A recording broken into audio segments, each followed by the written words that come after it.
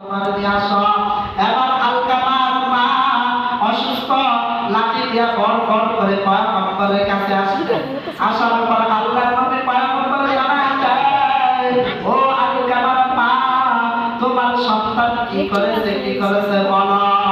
এবার আলকামার মা ডাক দিয়া বলে, ও পয়গম্বর, আমার সন্তান কোনদিন এক ওয়াক্ত নামাজ ছাড়ে নাই, আমার সন্তান কোনদিন তাহাজ্জুদ নামাজ ছাড়ে নাই, আমার সন্তান কোনদিন অন্যায় করে নাই।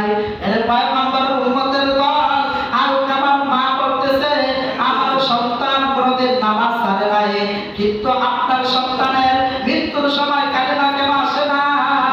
এবার আলকামার মা ডাক দিয়া বলে, মুসলমান ইমানদার, আলকামার মা ডাক দিয়া বলে, ও পয়গম্বর, তাকে নতুন বিবাহ করাইছে, নতুন বিবাহ করার পর কিছুদিন পর স্ত্রীর কথা শুনিয়া হাতের মধ্যে লাঠিটা আমি মায়ের শরীরের মধ্যে আঘাত দিয়েছে। ওই আঘাতের ব্যথায় আমি মায়ের মাথা থেকে রক্ত বের হয়ে গেছে। ও পয়গম্বর, আপনি ভালো করিয়া শুনেন, আমি আলকামাকে মাফ করতে পারবো না। এবার ডাক দিয়া বলে, ও সাহাবায়ে-কেরাম, তোমরা লাকড়ি জোগাড় করে নিয়ে আসো, আলকামাকে জানায় দাও। এই কথাটা শোনার পর পয়গম্বর এই কথাটা বলার পর মায়ের মনটা নরম হয়ে গেল। ডাক দিয়া বলো, পয়গম্বর, আপনি লাকড়ি দিয়া কি করবেন? পয়গম্বর ডাক দিয়া বলে, আপনার সন্তানকে জ্বালায় দেওয়া হবে। ডাক দিয়া বলো, পয়গম্বর, আপনি জানেন না এই সন্তানকে আমি 10 মাস 10 দিন গর্ভে ধারণ করেছি, এই সন্তান আমার পেটের মধ্যে কত লাথি দিয়েছে, এই সন্তান আমার সাথে দুনিয়াতে আসার পর আমি মায়ের সন্তানের জন্য কত কষ্ট করেছি। আমি মা খাবার মুখের মধ্যে দিলে সন্তান হাউ মাউ করে কান্না করত, আমি মা ওই খাবারটা রেখে সন্তানের জন্য চলে যাইতাম। ও পয়গম্বর, এই সন্তান যখন ডানে প্রসাব করে দিত, আমি মা রাত্রে 2টা নয়, আমি মা রাত্রে 3টা নয়, 4টা নয়, 5টা নয়, আমি মা যখনই সন্তান প্রসাব করে দিত, আমি মা নিজের হাতে পিসা খেতাগুলো, ওই পিসা খেতাগুলো পিসাইয়া আমি মা পিসা খেতার মধ্যে শুইতাম, আমার সন্তানকে আমি শুইতে দিতাম না। কেন কেন রে যুবক, এরে আল্লাহর বান্দা, দিলের কানটা লাগায় শোনো। ও মুরব্বী, এলাকার যুবক ভাই, দিলের কানটা লাগায় শুনবেন মুরব্বী। আল্লাহর নবী পয়গম্বর জানায় দেয়, ও মা, তোমার সন্তানকে মাফ করে দাও। বলে, না না না পয়গম্বর, এই সন্তানকে আমি এত আচরণ, এই সন্তানের সাথে এত ভালো ব্যবহার করেছি, এই সন্তানকে আমি 10 মাস 10 দিন গর্ভে ধারণ করেছি, এই সন্তানের জন্য এত কষ্ট করেছি। আর সন্তান যখন বিবাহ করার পর ওই স্ত্রীর কথা শুনিয়া আমি মায়ের শরীরের মধ্যে আঘাত করেছে, আর আঘাত করার পর আমি মা মাথা থেকে রক্ত বের হয়ে গেছে। এবার পয়গম্বর ডাক দিয়া বলে, মা, আপনার সন্তানকে যদি মাফ না করে তাহলে দুনিয়ার আগুন নয়, আপনার সন্তান জাহান্নামের আগুনের মধ্যে পড়বে। এই কথাটা শোনার পর মায়ের মনটা নরম হয়ে গেল। মা ডাক দিয়া বলো, পয়গম্বর, আর দেরি নয়, আমি আমার আলকামাকে মাফ করে দিলাম। এবার পয়গম্বর আবু হুরায়রাকে জানায় দেয়, ও আবু হুরায়রা রে, এবার আলকামাকে কালিমা পড়ায় আসা। এবার আবু হুরায়রা পয়গম্বরে এবার আলকামার বাড়িতে গেল কালিমা পড়ার জন্য। আলকামাকে গিয়া বলতেছে, ও আলকামা, তুমি জবান দিয়া পড়ো, আশহাদু আল্লা ইলাহা ইল্লাল্লাহু মুহাম্মাদুর রাসূলুল্লাহ সাল্লাল্লাহু আলাইহি ওয়াসাল্লাম। আউলিয়ারা গারে ও কবায় ইখতিয়ার, জাহেলারা গারে দুনিয়ায় ইখতিয়ার, মাইলে মুমিন সোয়ে মুমিন বিশাবাদ, মাইলে কাফের সোয়ে কাফের বিশাবাদ। এর মুসলমান ইমানদার আল্লাহর গোলাম, এই ঘটনা তারা কি বুঝতে পারলা? এই ঘটনা তারা কি জানতে পারলা? এই ঘটনার অন্তরের মধ্যে কি ঢুকাইতে পারলা? এই ঘটনা তারা বুঝতে পারলাম, মায়ের সাথে যারা খারাপ আচরণ করবে, স্ত্রী কথা শুনিয়া মায়ের শরীরের মধ্যে আঘাত দিবে, তাদের মৃত্যুর সময় কালিমা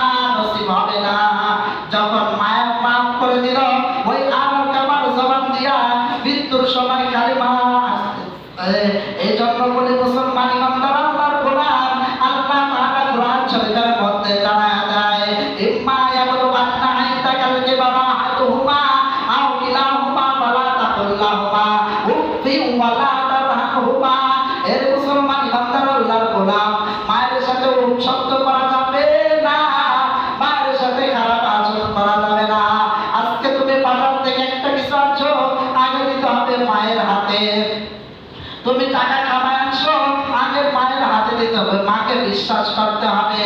এর মুসলমান ইমানদার আল্লাহর গোলাম, এমন বহু কিতাবের মধ্যে ঘটনা আসছে যারাই মায়ের সাথে খারাপ আচরণ করছে তারাই ধ্বংস হয়ে গেছে। আর যারা আল্লাহর ওলি হয়েছে, মায়ের দোয়া ছাড়া কেউ আল্লাহর ওলি হইতে পারে নাই। ওই যে মক্কায় ইমামের দিকে তাকায় দেখো, আব্দুর রহমান আর-সুদাইস, ওই আব্দুর রহমান আর-সুদাইস কোন সময় মাদ্রাসার বারিন্দার কাজ দেওয়া যায় নাই, তাহলে মক্কার ইমাম কিভাবে হইল? তার কোরআনের আওয়াজ আজকে শুনলে অন্তরটা নরম হয়ে যায়। এর মুসলমান ইমানদার আল্লাহর গোলাম, এর নবীর আশিকের দল ভালো করিয়া শুনবেন। মক্কার ইমাম কিভাবে হইছে? মায়ের খেদমত করার কারণে।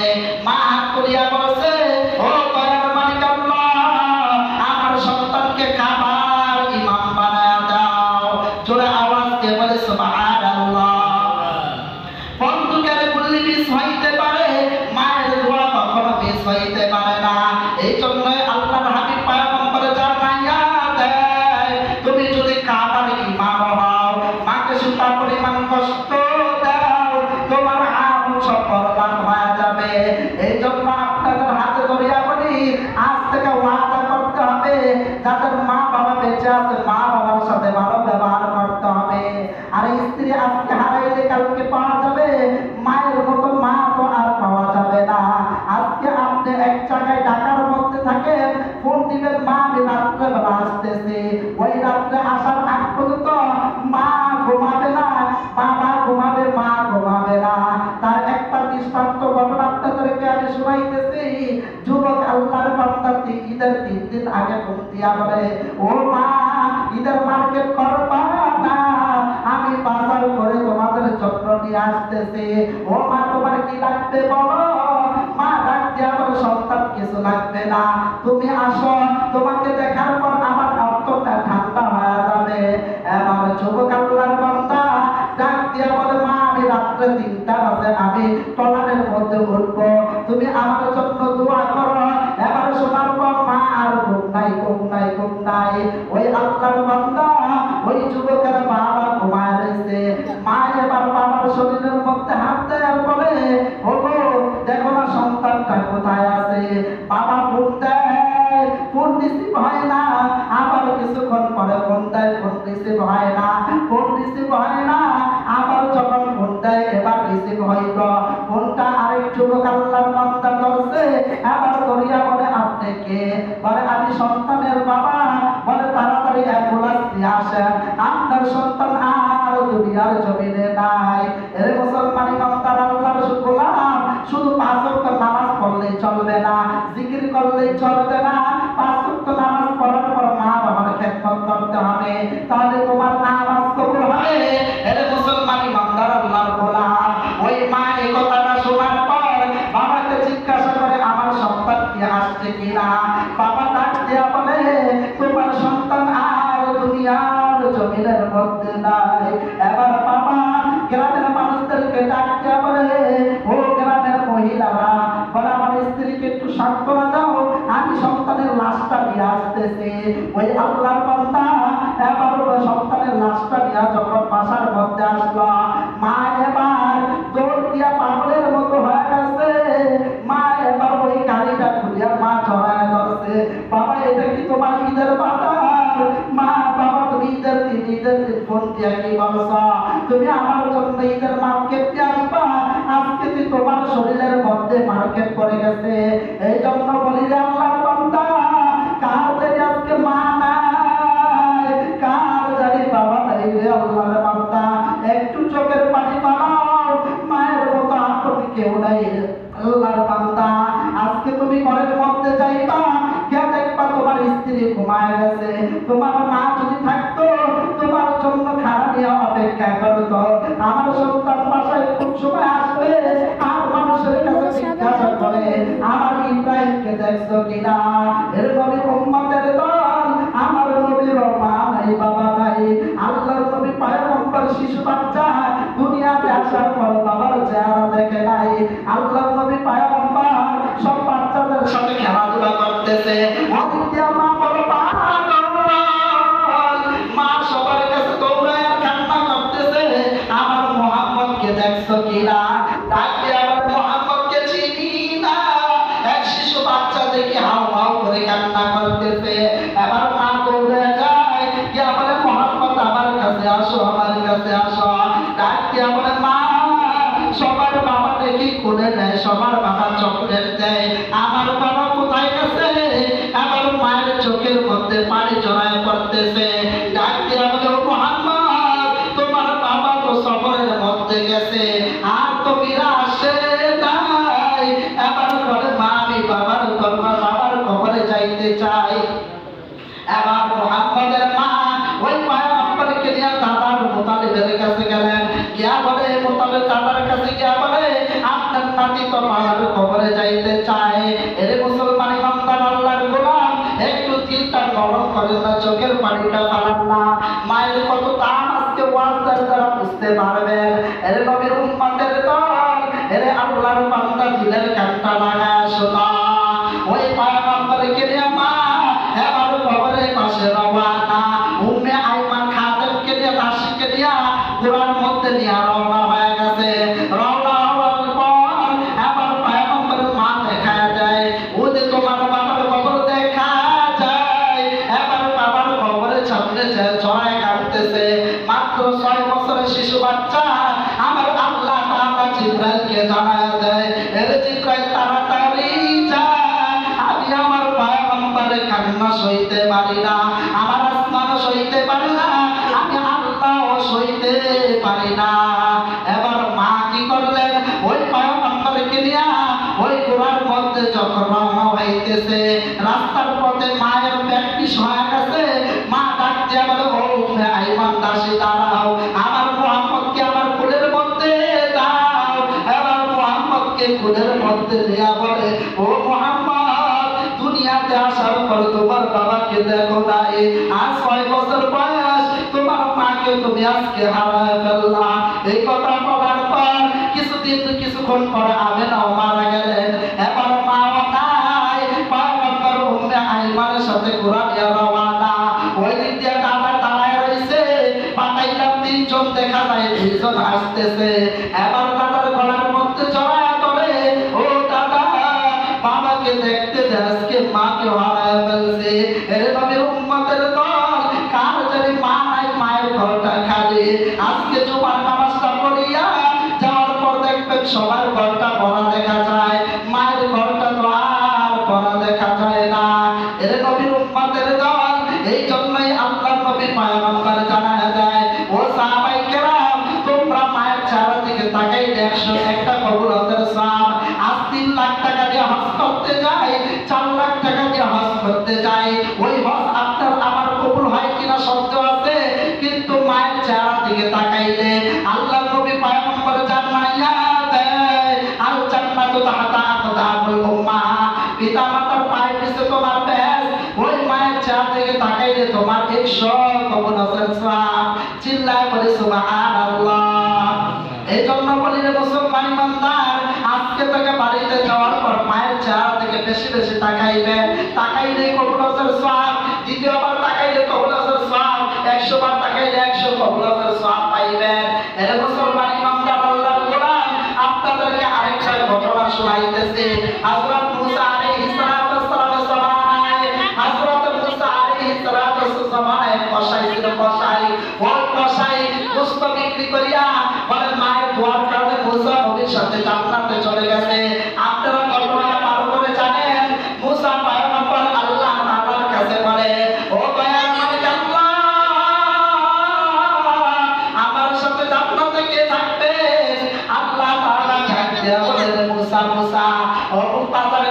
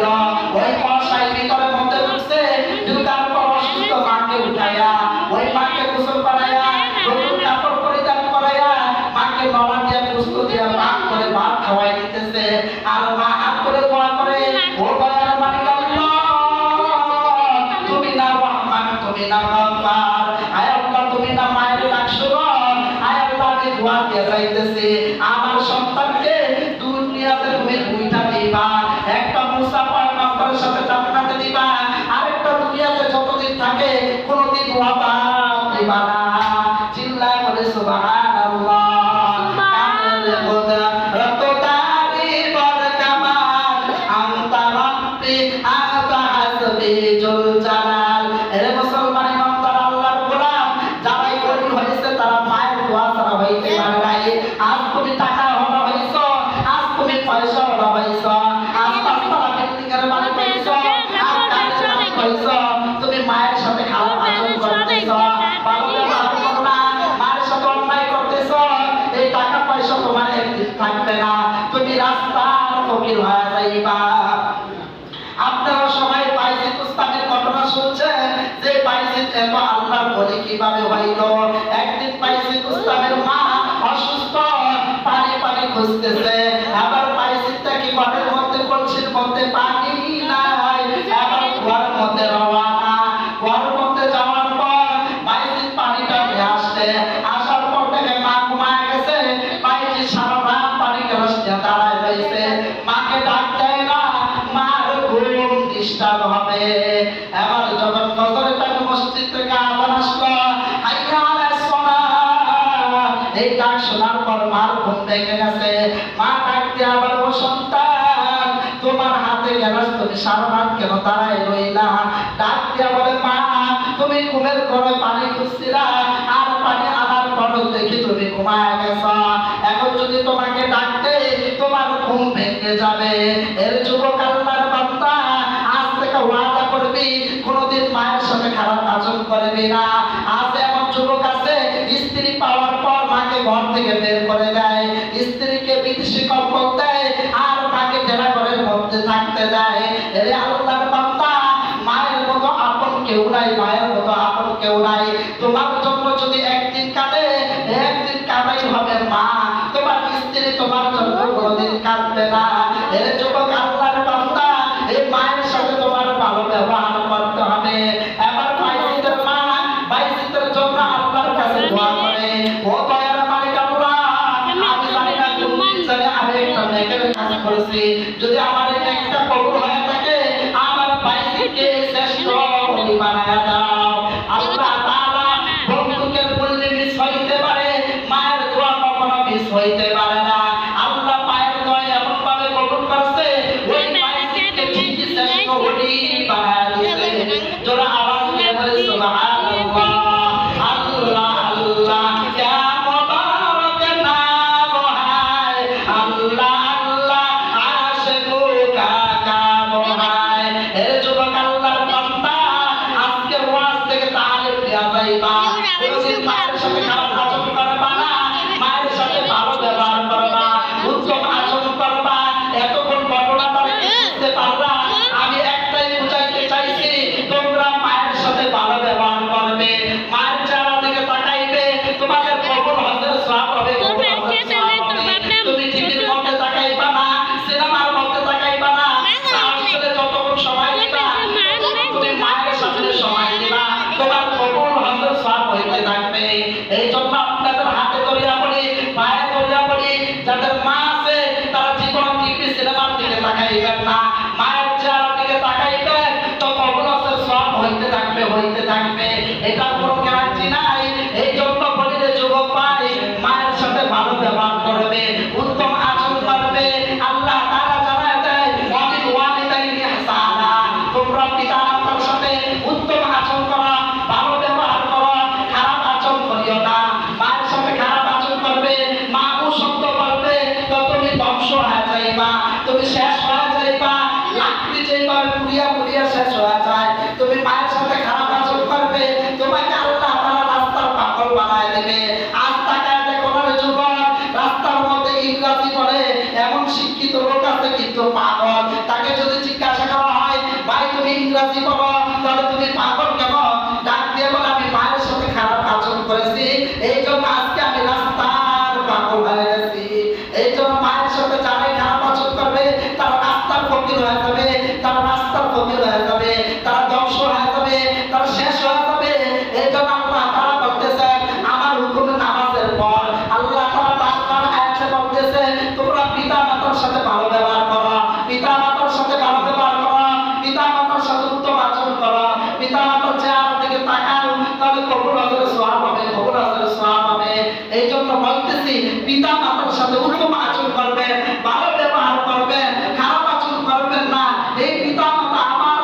জন্য জান্নাত। এই পিতা মাতা কত কষ্ট করেছে, আজকে আপনি বাবা মা হইলে বুঝবেন এই পিতা মাতা যে কত কষ্ট করেছে, কত মেহনত করেছে। আমি যদি সারা রাত ভয় করি পিতা মাতার খেদমত করে শেষ করতে পারবো না।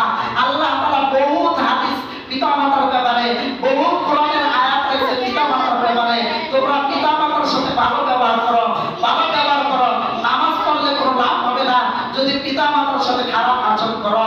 আমি যে কথাগুলো বললাম আমাকে আপনাদেরকে আমল করার তৌফিক দান করো। এই যুবক ভাইরা, পিতা মাতার সাথে উত্তম আচরণ করবে, পিতা মাতার চেহারাতে তাকাইবে, ভালো ব্যবহার করবে, শব্দ করবে না, দমক দিবা না। দমক দিবা তুমি রাস্তার ফকির হয়ে যাইবা, তুমি রাস্তার পাগল হয়ে যাইবা। এই জন্য পিতা মাতার সাথে ভালো ব্যবহার করবা, নেক নজরে তাকাইবা। আজকে তুমি ভার্সিটিতে তুমি ইংরেজি পড়ছো, তুমি শিক্ষিত হইছো, মা মূর্খ, এই জন্য তুমি আইসা ইংরেজি পড়বা, মায়ের সাথে শুদ্ধ ভাষায় কথা বলবা, তাহলে তুমি ধ্বংস হয়ে যাইবা। পিতা মাতার সাথে গ্রাম্য ভাষা ব্যবহার করতে হবে। আল্লাহ তাআলা কোরআন শরীফের মধ্যে বলছে, আল্লাহ তাআলা পিতা মাতার খেদমত করিয়া কবরে যাওয়ার তৌফিক দান করে। আমিন। যে কথাগুলো বললাম আমাকে আপনাদেরকে আমল করার তৌফিক, যারা সুন্নাত পড়লেন যারা সুন্নাত